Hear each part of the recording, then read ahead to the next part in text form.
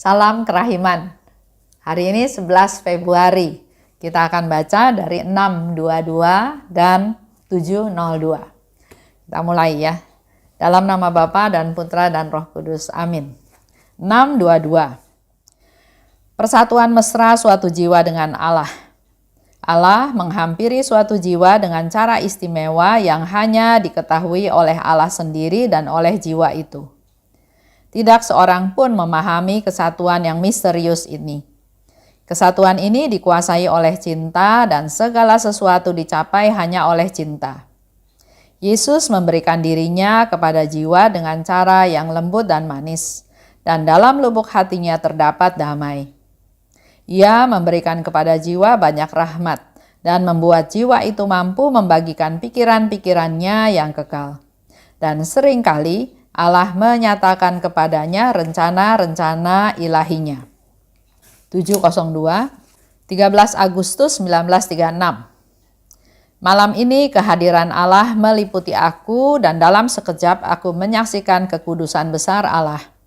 Oh, betapa keagungan Allah menyelubungi aku. Kemudian aku menyaksikan seluruh lubuk kehampaanku. Ini adalah suatu siksaan yang berat karena penglihatan ini langsung disusul dengan kasih. Jiwaku mengikat diri erat-erat dengan Allah dan kedua kasih saling bertatap muka. Sang pencipta dan ciptaannya. Satu tetes kecil berusaha membandingkan dirinya dengan samudra raya. Mula-mula tetes kecil itu ingin merengkuh samudra yang tak terbatas itu dalam dirinya.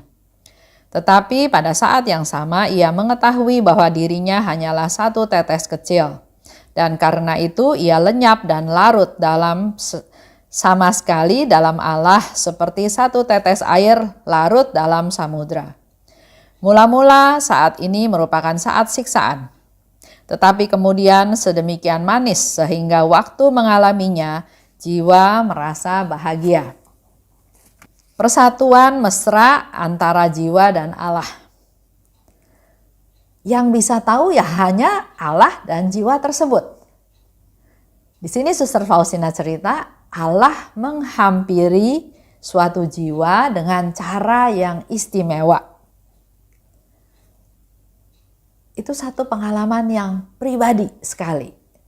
Karena hanya bisa dirasakan oleh Allah dan jiwa tersebut. Dan rumusnya, rahasianya, kesatuan itu disebabkan oleh cinta. Kesatuan itu dicapai oleh cinta. Oleh sebab itu kita harus punya cinta yang besar kepada Tuhan. Yesus memberikan dirinya kepada jiwa dengan cara yang lembut dan manis. Dalam lubuk hatinya terdapat damai. Ia memberi banyak rahmat. Kalau kita bersatu dengan Tuhan, kita akan merasa damai. Dia akan memberikan banyak rahmat dan dia bersatu dengan jiwa, dengan lembut, dengan manis. Sehingga jiwa dapat membagikan pikiran-pikirannya yang kekal. Kalau kita sudah bersatu dengan Tuhan, maka kita juga bisa men-sharingkan, bisa menceritakan, bisa mendapat pencerahan tentang pikiran-pikirannya. Dan bahkan Tuhan bisa juga menjelaskan kepada kita tentang rencana-rencana ilahinya. 7:02 itu terjadi pada tanggal 13 Agustus 1936. Malam itu kehadiran Allah meliputi aku. Sering Suster Faustina sharing pada kita semua ya, di mana kehadiran Allah itu meliputi dirinya. Hal ini juga kita bisa alami. Dengan persiapan, dengan kecintaan, dengan kesungguhan, dengan kerinduan. Kemudian aku menyaksikan seluruh lubuk kehampaanku. Dia ini siapa? Dia orang tidak berdaya, berdosa, hampa, nggak punya apa-apa, nggak ada yang hebat yang bisa dia persembahkan ya, seolah-olah seperti itu. Juga sakit penyakit. Dia nih papa, dia nih hampa, nggak punya apa-apa. Tapi kok Allah luar biasa. Kasih Allah itu melingkupi dia. Dan menurut dia ini menjadi satu siksaan yang berat. Karena penglihatan ini langsung disusul dengan kasih.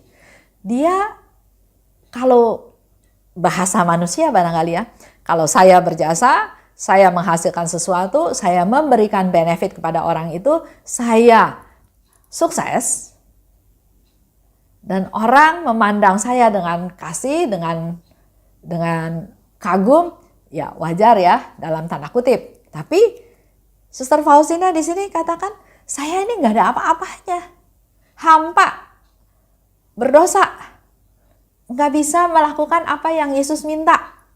Karena banyak kelemahannya ya, karena dia sakit sehingga dia nggak bisa melakukan tugas-tugasnya dengan baik. Dia ini nggak ada apa-apanya, tapi kok Tuhan menunjukkan kasih. Dia nggak berjasa apa-apa, tapi kok Tuhan memberikan dia kasih. Itu yang membuat dia mendapat satu siksaan berat. Saya nggak lakukan apa-apa, tapi kok Tuhan kasih saya kasih. Mengasihi saya yang luar biasa. Dia hampa, tapi dia dapat kasih dari Tuhan. Dia nggak lakukan apa-apa, dia nggak punya apa-apa, dia nggak berdaya, tapi Tuhan memberikan hadiah yang luar biasa, yaitu kasihnya. Luar biasa ya kasih Tuhan. Luar biasa kerahiman Tuhan. Ada Sang Pencipta dan ciptaan. Sang Pencipta diumpamakan samudra luas yang tidak terbatas. Sedangkan ciptaan, Suster Faustina membayangkan satu tetes kecil. Satu tetes kecil. Yang dia tadinya ingin merangkul samudra tersebut. Tapi ternyata satu tetes kecil ini justru lebur, lenyap di dalam samudra kerahiman Tuhan. Mula-mula dia merasakan siksaan. Tapi kemudian sedemikian manis sehingga waktu mengalaminya jiwa merasa bahagia. Pada waktu kita menderita, memang kita rasa itu penderitaan, siksaan, sampai kapan, saya udah gak kuat, saya udah gak mampu lagi. Tapi pada saat kita mengalami kasih Tuhan, Suster Faustina katakan pada waktu kita mengalaminya, jiwa itu merasa bahagia, udah lupa tuh sama yang menderita, sama penderitaan. Kalau saya bandingkan dengan contoh melahirkan. Saya punya anak 3. Pengalaman melahirkan anak yang pertama. Belum ada pengalaman kan? Belum ada pengalaman melahirkan. Jadi secara hitung-hitungan udah mau sampai. Ada rasa was-was, ada rasa takut, ada rasa bagaimana ini, bagaimana itu gitu ya. Ada kekhawatiran seperti itu. Dan tiba-tiba mulai ada reaksi. Ada sakit perut yang nggak bisa ketahan. Mula-mula lama makin cepat, makin lama jaraknya makin dekat dan makin sakit. Waduh, luar biasa sakit ya. Bawa ke rumah sakit. Itu pas 25 pagi, 25 Natal pagi. Padahal dokter udah bilang, jangan lahiran ya menjelang Natal dan Tahun Baru supaya saya bisa istirahat. Tapi ternyata 25 subuh saya harus ke rumah sakit. Karena sudah terjadi gejala, tanda-tanda. Sampai sana saya merasa sangat sakit, luar biasa sakit sampai saya pukul tembok. Ya, untuk nahan sakitnya itu saya pukul tembok. Proses berjalan, ya itu kan alamiah ya proses melahirkan itu. Sampai akhirnya di saat tertentu, saat melahirkan, di mana bayinya keluar, dengar suara bayi nangis, itu rasa sakit, rasa segala macam udah hilang semua, nggak kerasa lagi. Yang ada adalah sukacita, gembira, bersyukur, berterima kasih, luar biasa. Begitu pula dengan yang Suster Faustina alami. Awalnya dia merasakan itu siksaan, begitu pula dengan kita, merasakan penderitaan. Waduh, sampai kapan ini ya? Tapi begitu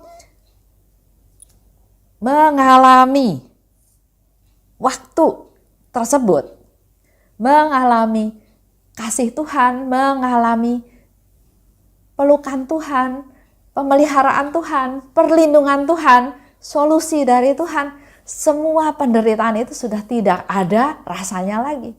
Yang ada adalah rasa yang manis, rasa yang sedemikian manis, dan dikatakan jiwa itu merasa bahagia. Ini menjadi satu jawaban buat kita semua. Selama kita di dunia, kita masih berjuang dengan segala macam yang bisa terjadi. Badai, banjir, kecelakaan,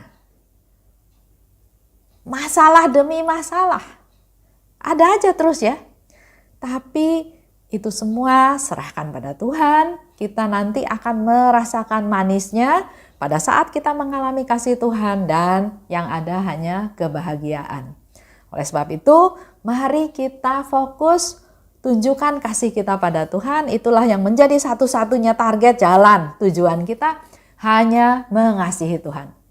Dengan mengasihi Tuhan, otomatis kita akan dimampukan untuk mengasihi sesama, mengampuni sesama, memperhatikan sesama, peduli pada sesama. Akhirnya nggak fokus lagi pada penderitaan, dan itu akan memudahkan kita untuk bersyukur. Dan kalau kita bersyukur, itu juga sebagai satu ungkapan kasih kita pada Tuhan dengan melaksanakan firman Tuhan, bersyukur senantiasa dalam segala hal. Kita tutup ya dengan doa. Dalam nama Bapa dan Putra dan Roh Kudus, amin. Oh luka kerahiman, oh hati Yesus, sembunyikanlah aku di dalam lubuk hatimu. Laksana satu tetes darahmu sendiri. Dan jangan biarkan aku terlepas dari situ selama-lamanya. Kurunglah aku di dalam lubuk hatimu, dan ajarlah aku mencintai Engkau. Tuhan, mampukan aku memahami sepenuhnya siapa dirimu. Bawalah aku masuk ke dalam rengkuhan mesramu, sejauh itu dapat ditanggung oleh kodrat insani. Amin. Dalam nama Bapa dan Putra dan Roh Kudus, amin. Salam kerahiman.